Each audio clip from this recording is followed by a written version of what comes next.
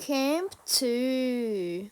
So, if you watched the last video about school camp, you will know what's going on. So, let's get into it. So, after dinner and stuff, we went over to this whole thing where we had the rock climbing to play some, games.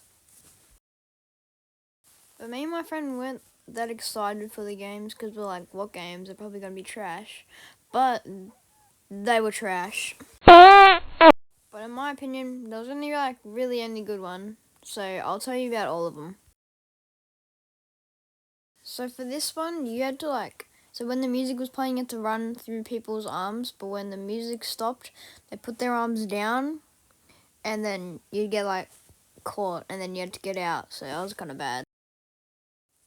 Game number 2 was way better than the next game.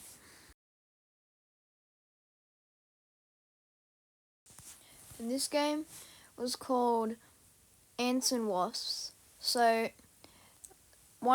some of the teachers had pool noodles, and then all the other kids ran around. And then if you got hit by the pool noodle, you die. And then another ant had to come and save you and bring you to one of the green mats. Game number 3.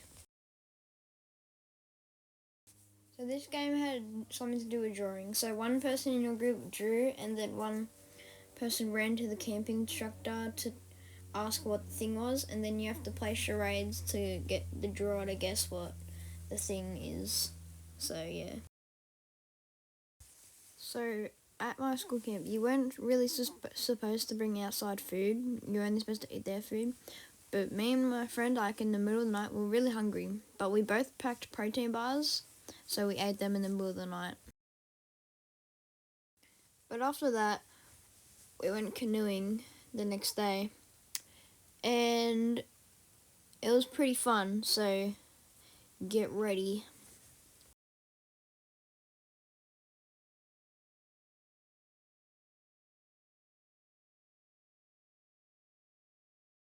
So to get to the canoes, you had to go on this long dirt road and follow the teacher. But it was usually just a straight, long dirt road. But the teacher wouldn't let you go in front of her because she'll say you'll get lost. It was a straight dirt road. I'm like, what the hell? But I was me and my friend was talking. So we had to sit in this gazebo thing, and this guy, the canoeing guy, he taught us to tighten our life jackets and stuff, and what to do if you flip your canoe or something.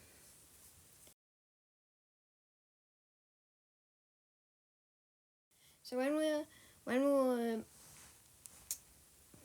were in the canoes and finally got in the water, we were having a good old time, and then our guy said we're gonna go upriver and do some stuff. Yeah, and we played some fun games.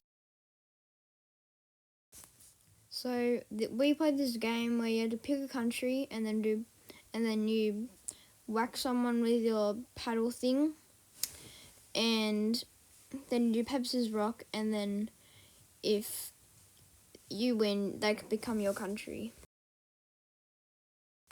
Then it started raining really heavy, and then everyone was crying because the water was very rough. But me and my friend, we were like, this is fun. Why is everyone crying? And yeah. And I remember the water being really rough, but there was some year 6 kids ahead of us, and they were really enjoying it, and they were going as fast as they can.